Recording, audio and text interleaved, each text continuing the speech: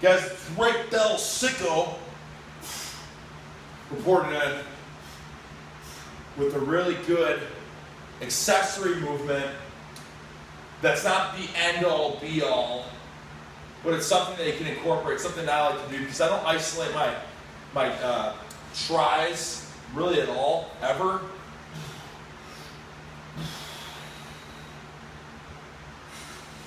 But I should, because with all this chest work and these big wings and the juicy shoulders and things of that sort, my arms are starting to look a little small. So I gotta do more tries. But I gotta keep building them delts. You understand what I'm saying? The delts can't be big enough boulders. So it's just a 2-in-1. Can't remember the name. There's a press where you press over and back, over and back. For the life of me, I can't remember what it's called, and I don't care enough to go look it up right now.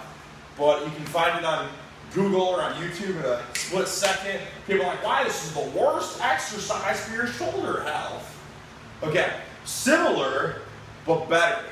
Now, this would probably be pretty hard on your wrists and your elbows if you use a straight bar, but you can use an easy curl bar, or like Rick Del Hagen here, a Swiss bar. All right, that's what feels the best to me. Doing a close grip with it.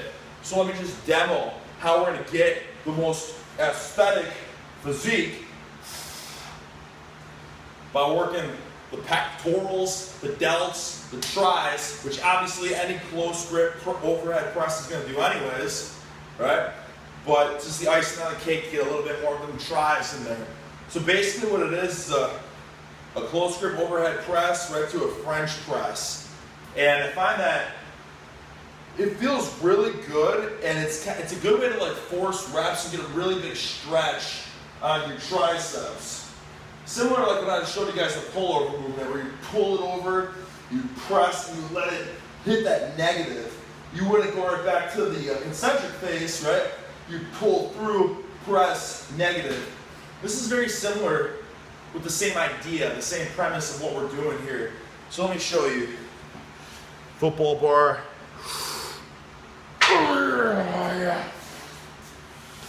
Come on, Del Hagen. This court's in the way. Oh, it's totally gonna be in the way. Maybe not. That should be here, should be good.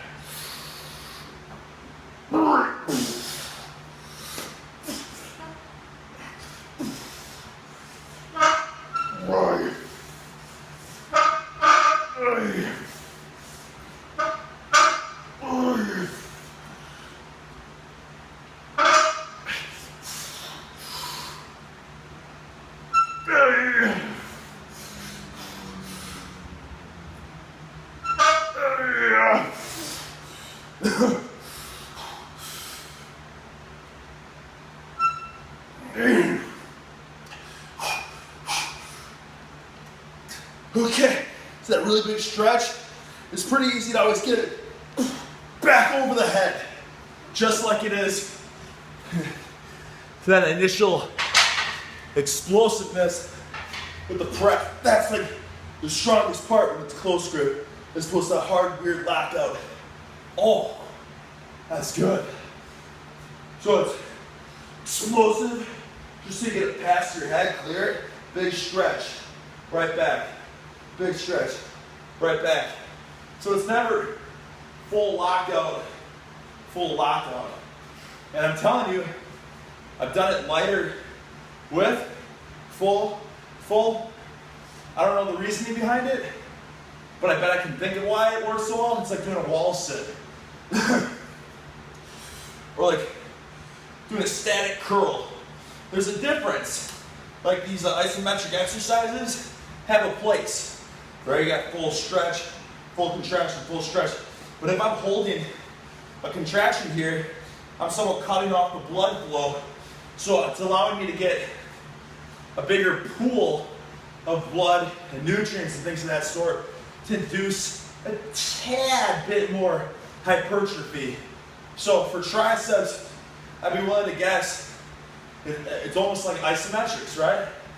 A little bit up, over, enough extension to get right back. Enough extension to get right back. I'm telling you, it's not a meme. It's not a made-up exercise. Like, I've been doing this for a few days now, experimenting with it just to see how it feels, what feels better, and it's really good. It's a sickening triceps pump, but I like it even more because I'm still hitting. It's a big compound movement. Skull crushers have always been my favorite. Well, I take that back because you guys know my favorite was pull over to press to skull crush, but that's the skull crush phase. That's what I've always felt the most triceps in, but now we got it over the head, a big stretch over the head, right? Kind of like if you're doing a pull over, pull through, it's that stretch over the head, so you're working your long head really well, but more importantly, the delts, right? And the pecs.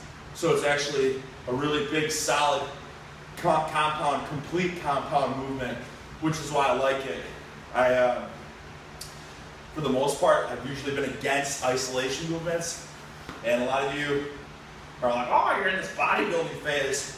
No, I'm not in a bodybuilding phase. I'm in a gains train phase, right? I'm not bodybuilding. I'm trying to get jacked and stacked and juicy, all right? Big difference between being in a bikini and standing on stage. Look at the symmetry of this guy. Wow. Hey. Hey. Okay, not trying to be Mr. Golden Arrow 3.0. I'm trying to be Rick the Stick, right? Rick Del Thick, Sticky Hagen. Okay, simple. But strength, right? Pump, right? Reps, things of that sort. Just some variety, some curveball to throw your guys' way. Something to incorporate. Try out, see if you like it. Like I said, if you do it with the straight bar, it's probably gonna hurt your wrists and your elbows. Try out the easy curl bar, or more so than anything, if you have a neutral grip bar. So a triceps bar, right? We do triceps skull crushers. Anything with a neutral grip is probably what's gonna feel the best. Still easy curl bar, the pronated grip there, the pronation of this global nation. The slight pronated grip there might make it feel a little worse on your wrists and elbows, but the neutral grip, whether it's tricep bar, whether it's football bar, whatever you can think of that has a neutral grip, that's gonna feel really good. Rick Del Hagen, don't mean to rant here, don't mean to ramble, so I'm gonna cut it out.